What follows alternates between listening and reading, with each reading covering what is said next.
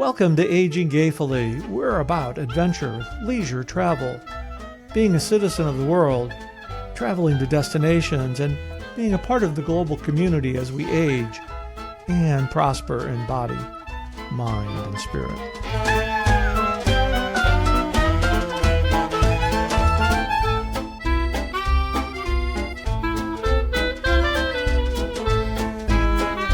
Welcome to Aging Gayfully. I'm Josh. And I think I'm Chris because, Josh, I'm only very dutiful to my responsibilities. And I know we had planned to record today, but I'm only up for like the last 15 minutes. Okay. I mean, I got into full podcasting mode as soon as I got out of bed. Well, I had to go to the bathroom first because, I am 68. Yes. You got to take care of it. Very good. Take care of a few things. I'm going to take care of a little podcast business right now, and I'm going to let the people see it so they can know, how professional we are. Right. Whatever it is that you're crinkling right now is doing my head in. And really? Yes. I'll just show you. What is that? I don't know. It was on my desk because I didn't have a chance to clean my desk before I put the camera up and pulled the microphone over. It's like I'm trying to tidy up so I can pay attention to your wisdom this morning because you've got a topic you want to talk about. I do, but why have you only been up for 15 minutes? Usually you're rootin', tootin' and ready to go. Usually I'm, it's like if we would have recorded yesterday, I would have been up at 5:30, which is kind of what I'm usually. But, the 68-year-old Chris thought he was 25, bowling, late into the early mornings, 3, 4 o'clock when we're hanging out at the bowling alley. He said, I got involved in doing some recordings last night. And before I know it, it's 1:30 and it's like, wait a minute, what am I doing? And so it's like, okay, how come the alarm didn't go off this morning? Because I didn't set it. You get out of that routine. So it's another one of those instances where your mind forgets how old you are, and your mind is still 18 to 25, right? Yeah, it's that I could do that. Well, I did do it, but the toll is a little bit more expensive the next day than what it was when I was 25. Yeah, I was talking to you a little bit earlier, and it bears repeating because I wonder how many people can relate with what I'm about to say. I used to love to have a lie-in, especially on the weekends. I used to love to just be able to have the freedom to sleep until whenever I woke up. And when I was a kid, in those wonderful rose-colored days, I would sleep until 11, 12, 1 on a Saturday. I dream of those days. Yeah, I can't do it anymore. Can't do it anymore. Not only can I not do it anymore, I can't wrap my mind around the fact that I can't do it anymore. Every Saturday I lay in bed and it's probably around 4:30, 5 o'clock. I wake up. What I should do is get up, go downstairs and start my day. But I just lay there for freaking hours trying to convince myself to go back to sleep. And I just can't do it anymore. And the amount of energy that I'm spending trying to be 18-year-old me when I'm 54-year-old me, that's wasted energy, my friend. I'm hearing you loud and clear. So how many of you out there, your brain hasn't really caught up with your body, or your body's not talking to your brain, or whatever the hell has to happen? How many of you can relate with this idea of feeling just slight different age in your head than maybe your physicality would let you believe? Well, I think the phrase is the mind is willing, but the body is revolting. Or something like that. I think I might have mentioned this last week. Revolting is probably not, it's probably a different word, but I might have mentioned this last week. I enjoy watching all these bowling reels on Facebook. It's like, oh God, I could get out there and do that. What am I? I got to be effing nuts. I couldn't go out there. I certainly couldn't bowl competitively, but if I threw a bowling ball down the lane right now, it would be like, my body would go on strike and say, what the heck wrong kind of strike, right? Wrong kind of, good metaphor. You see, it helps when you're up a couple of hours before you record. You were right on. You were right on frame. There we go. Well, I'll tell you, last week we were teaching our 8-year-old how to ride a bike, right? So Yeah. this has been a month-long thing. Now, he's learned how to do it, and he basically taught himself. I didn't have to teach him anything. But as part of that, I got on a bike and I rode about 2 blocks. My God, you would have thought that I'd taken up ultra marathoning with how my legs treated me the next day. I rode a fucking bike 2 blocks, right? And my legs were toast the next day. What is with that? Yeah. Well, I hear you. So that's the mind and the body, but let us very skillfully transition to talking about the spirit. Yeah, Josh, very, very good. You just kind of. We need a drum roll. maybe I'll insert one. Maybe I already inserted one. Or maybe some organ music. I don't. So both you and I have backgrounds in spiritual vocations. Yes. But we've very happy, very proud of the experience I've had. Yes. But I want to talk a little bit about that and where we came from and where we are now, because I think a lot of people, as they progress through their life and they're in a religion or even a pursuit of spirituality, and as we age, that pursuit and what that journey looks like often changes drastically. It's a thing I'd like to hear about from our audience, but first I want to hear about it from you. Can you talk a little bit about your roots or your beginnings in your spiritual/religious vocation? Well, I've always been drawn to the helping profession. And I think for a lot of kids, especially in the era that I grew up in the 60s, and even before that, going to Catholic school, the guys always looked at what would it be like to be a priest, be on the altar. I mean, there was a lot of attraction to that, especially when you're going to Catholic school. It's just something that is also always asked about you. Do you have a vocation? And I was always attracted to the, what's the right word? I was always attracted to the sacramental life of a priest. And, I went to the seminary. I was a 2-time offender. I went twice. And I still, while I thoroughly appreciate that experience and certainly the education, I love studying theology and philosophy. It's just, it's given me my core of my thought process for the rest of my life. But you find your spot in the seminary, whether or not you belong or not, the big word for me was always discerning. Well, who could ever be good enough to do something like this? That's kind of the mindset that formation would tell you. But then it goes a little bit deeper. It's that root cause for yourself and finding out what community do you fit in? And that's the whole thing for me when I talk about my experience as church is how comfortable do you feel in the community? Because there's no such thing as a church of one. You can't have a church of just one person. It's built in and around a community. And it comes back to, at least for me, it came back to how comfortable do you feel in that community? Do you feel like you fit in that community? And, there's, especially as I can just speak from the Catholic perspective. I grew up in the Midwest, very conservative, but not to the point to where we look at conservatism. We hear that word today, but it was a part of me. And I always thought something was there, but you find out as you get into the system, you get into the religious system that, there's more to it than spirituality. When you have a community, There's diversity in community. At least you hope so. If you're in a welcoming community.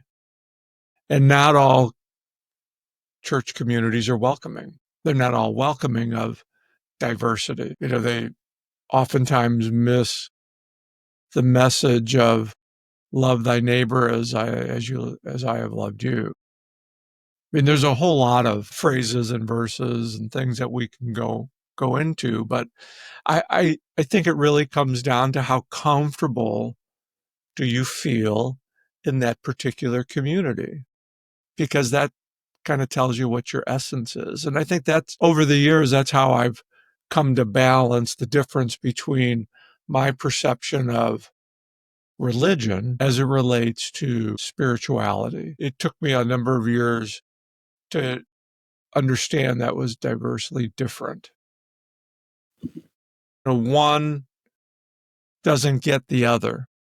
Yep. But it's a kind of like it's like a dichotomy when you think about it, is that you have this community that's supposed to be supportive, yet in their human frailty, sometimes they can't get beyond the written word as they understand it, versus the community that is standing right in front of them, supporting them.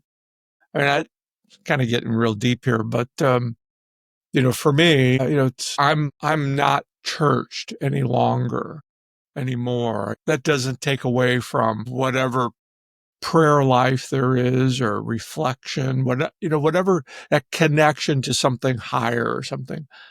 That's still there. I look at instances in my life where it says, oh, well, that's the interactive of God, or whatever your image is of that.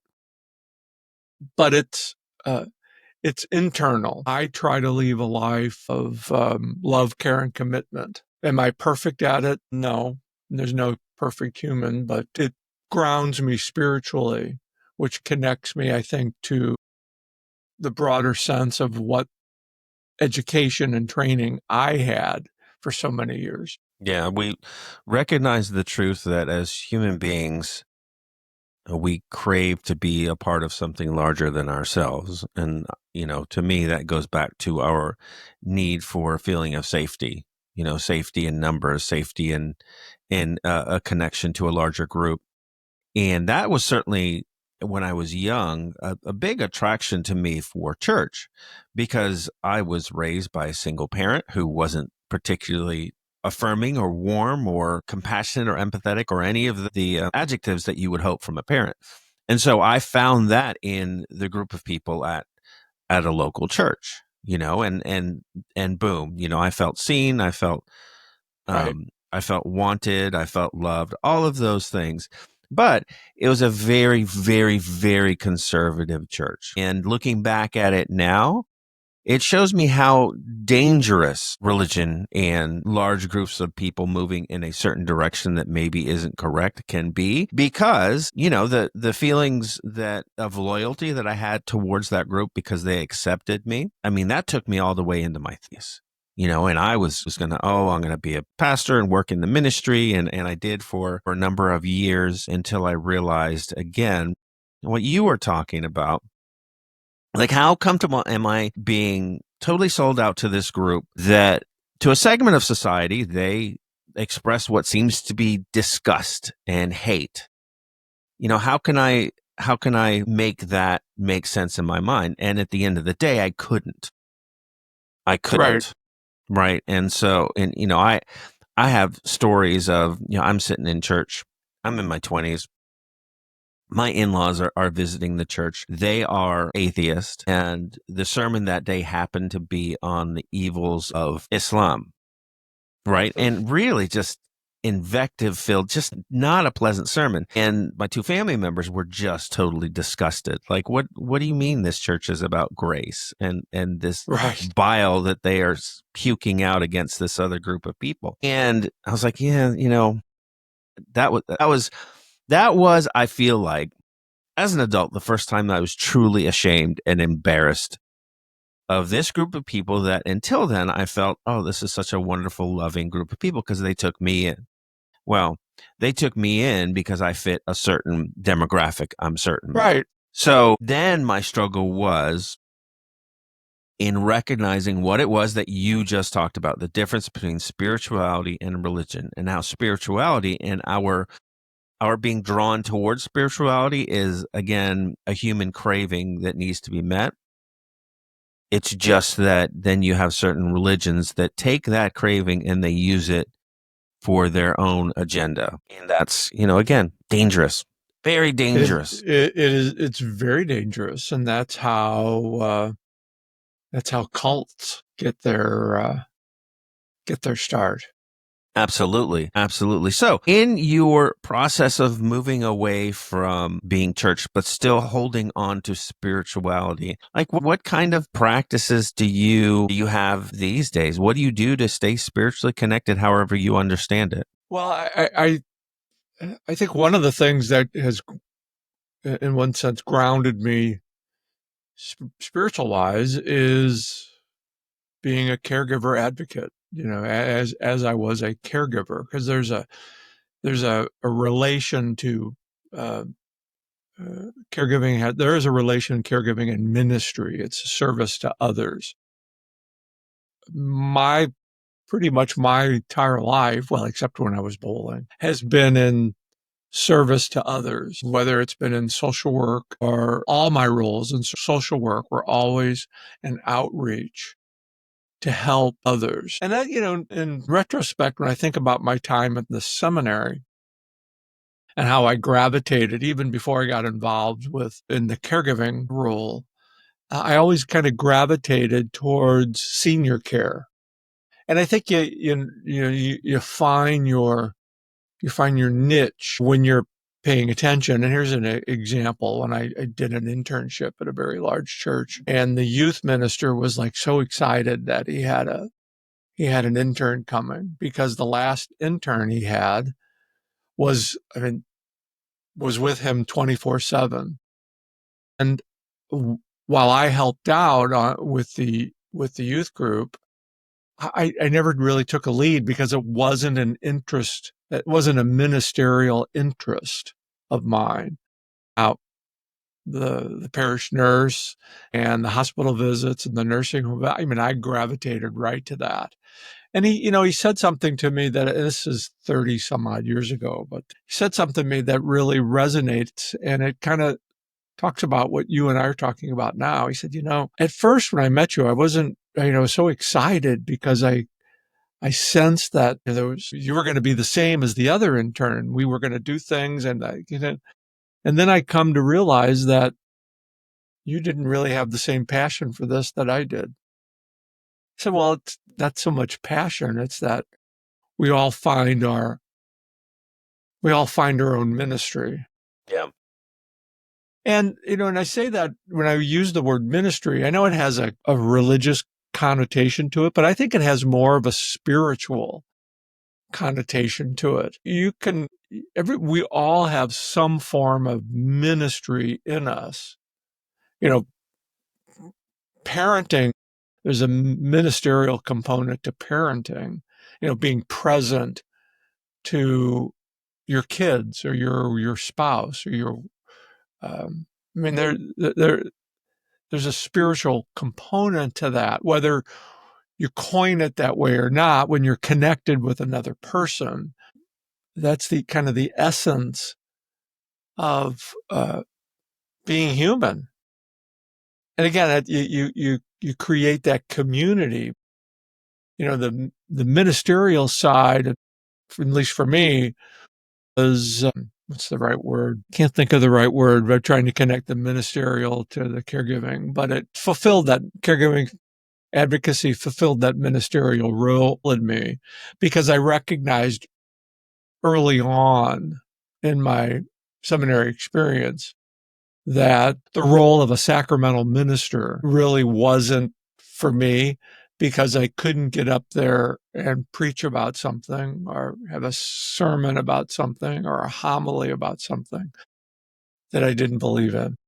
Yeah. I couldn't get up there and talk about something And a lot of times you're required to say something that it either comes down from the authority, and I'm not talking the authority in the clouds. I'm talking about the authority that's in another is not as high up in the clouds, but really has a lot of things to say. I'm trying to be as diplomatic as I Yes, you're not possibly saying can. they're in the clouds. You're saying more they're in the smog. I got it. Keep going.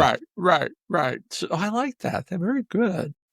I love that analogy. So that's, I recognized that I couldn't get up there and talk about something that I didn't believe in.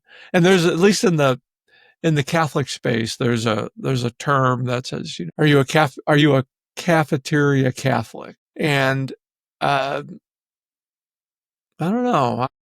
We all have our own beliefs and experiences, and I still have friends that are, goodness, we're in 2025. They've been now ordained probably approaching 40 years. And I have friends that left after a couple of years. You have to find your own peace with it. And it's something everybody has to figure out on their own because it's different for everybody. And even more so for a gay person. Yep. Because religion is thrown at people who are different, or at least are different to the people who are throwing the mud. Yeah. And that comes back again to community. How comfortable are you in that community?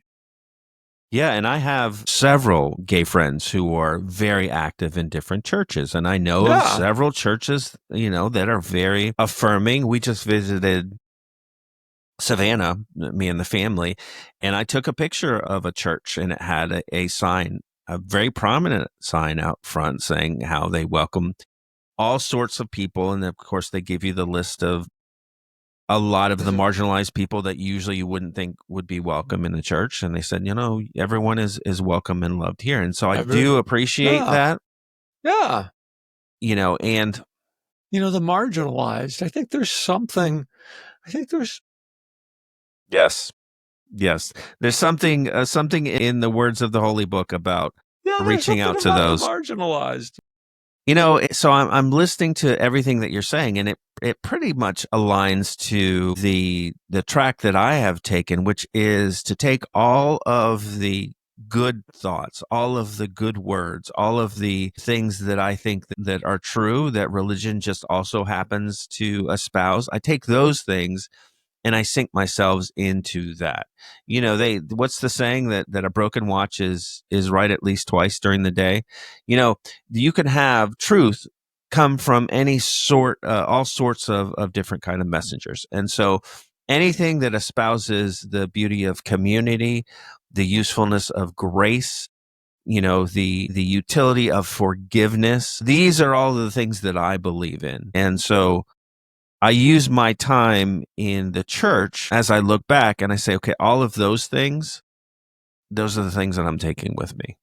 And that made the experience a learning experience as opposed to just being useless, which it wasn't. I learned a lot of good, important things there. Well, and I think that's the other message that we want to take from this conversation is we're always learning and evolving. And I think if we look back at ourselves at 25 and had this conversation, it would have been much different.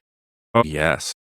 But the years of experience. I would have been afraid of this conversation at 25. Well, you would have thought the lightning was going to strike you. Absolutely. Yeah. I get it.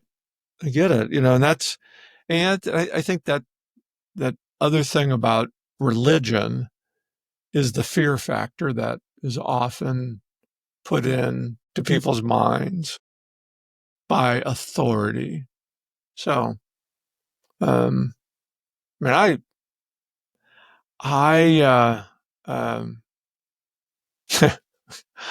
got me thinking of the seminary, all the different stories that have come up, and the people that you meet, and I remember one session where there was 6 of us in a group discussion, and the facilitator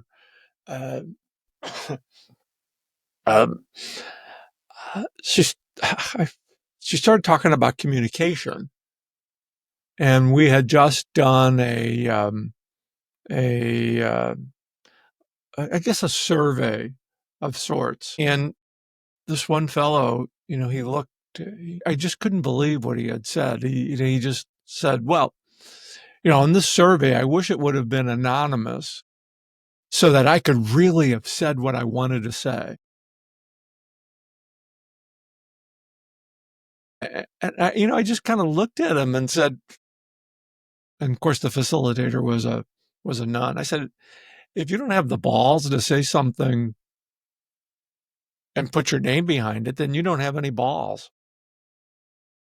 I don't think he and I ever talked again after that. But what kind of a weasel would say that in a group setting? Right. Well, I wish this was anonymous. So please sit and spin, pal. When no matter what your faith base is, whatever church that you go to, or the minister himself, that's the leader of the church, and that church usually takes on the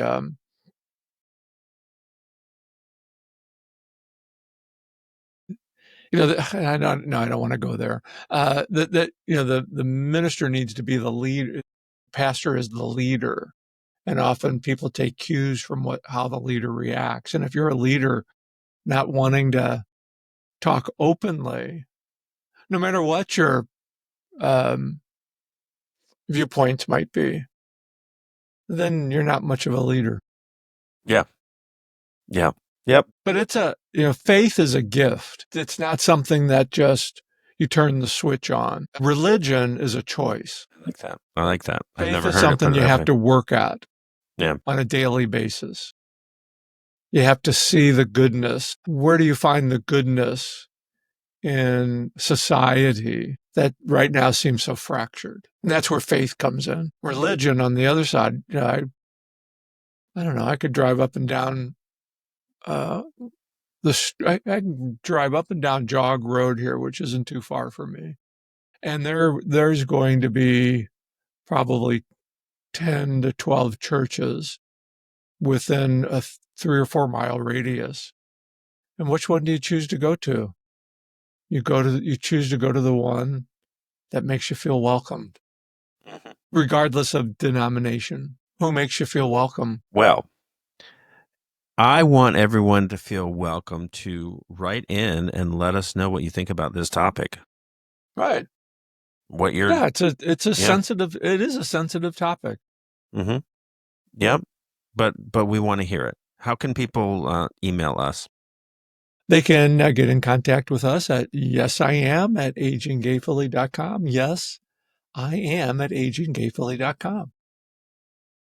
Very good. Well, we want to hear your stories. We want you to be a part of this community, and you are welcome and you are safe to do so. You're in a safe space. All right, Chris. Well, that will do it for this week. Any closing words of wisdom from the white whiskered man up on the mountain there in the clouds? Moses is not visiting us today, but I just appreciate you, Josh. I feel we've created a little community here, and I feel a part of your family, as I hope you feel a part of mine. Absolutely. That's what we're here for. Absolutely.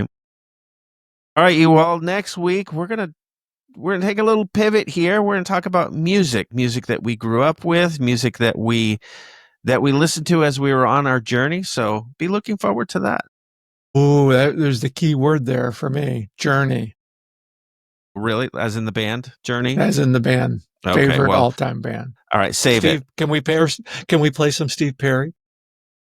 We don't have the rights. I will try to do my best impression. But that's we can dream. All right, folks. Looking forward to next week.